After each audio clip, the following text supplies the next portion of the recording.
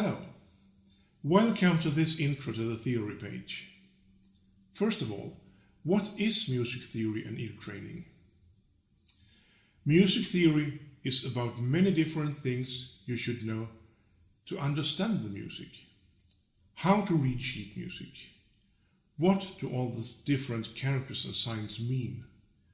What are all the different characters and signs called? As you get older and think about becoming a musician, there will also be things about how music is made, how different chords belong together, and to actually write four-part music yourself.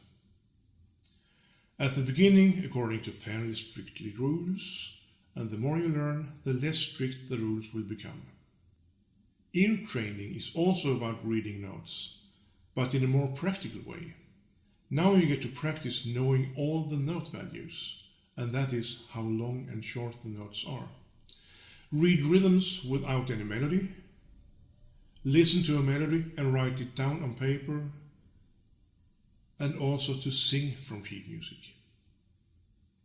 In short, music theory and ear training is about learning a lot of things that make it easier and faster for you to learn your melodies, because you will become a good note reader, and you will also be able to play really well because you understand the signs and expressions in the music. How can you practice these things using the theory site? You will find the theory page at www.theory.jonasd.dk.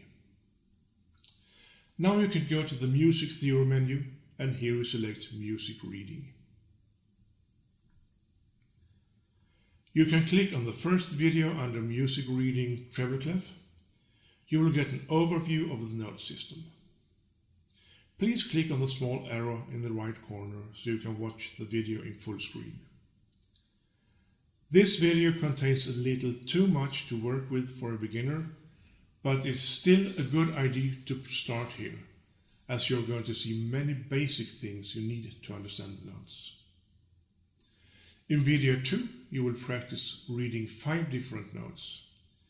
You may want to watch such a video several times until you feel completely confident in these 5 notes. In video 3, 6 other notes are trained. Of course, you also watch this video several times until you feel safe. In video 4, we then work with all the 11 notes you have learned in video 2 and 3. To the right of these videos, you will find corresponding videos for reading notes in bass clef.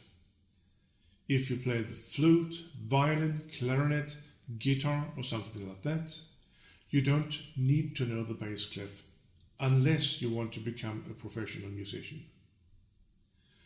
If you play cello or bass, this is where you should start.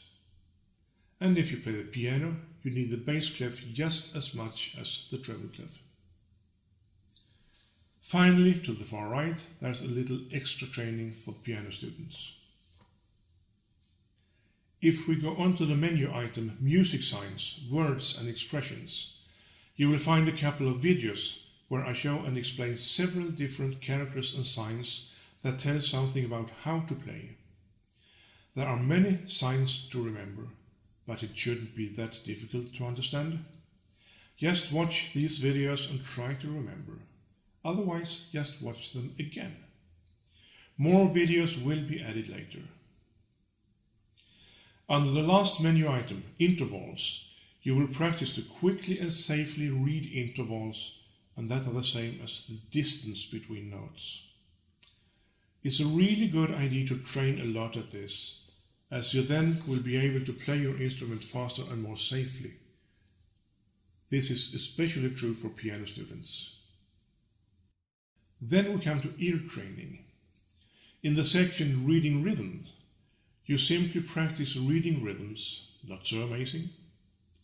In the left row, you will find easy videos for the beginner. Even if you're not a beginner, it can be a good idea to start to watch these videos once, just to learn a little about how we read the rhythms, what we say on different note values. Just get started with the first video and work your way up until you think it's a little bit too much. Then watch the last videos again and ask your instrument teacher if you should move on or wait a bit. In the middle row you will find videos for more experienced students. And to the right there will be videos for the most experienced students.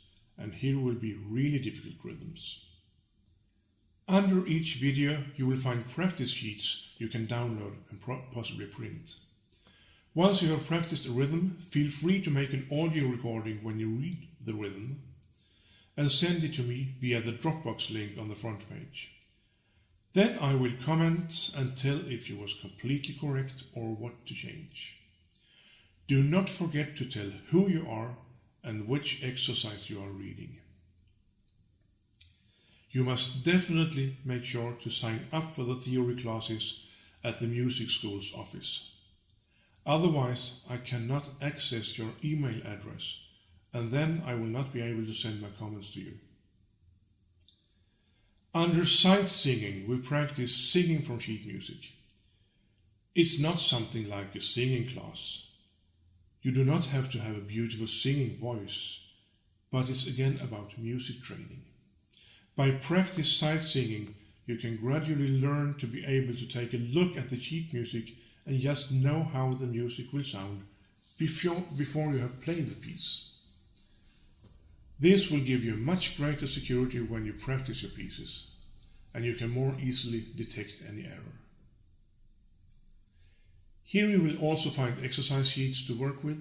Feel free to record your song and send to me in the same way as during rhythm reading. Finally, music dictation. Here you practice writing a melody down on notes by only listening to it. First watch video 1 and then try the exercises you will find below the video. There's first a sheet of sheet music to print. There you will also find out what notes will be used, as well as the first note of a song. Then you start dictation 1. When you have finished writing, you take a picture of the sheet and send it to me, in the same way as described under rhythm reading and sight singing.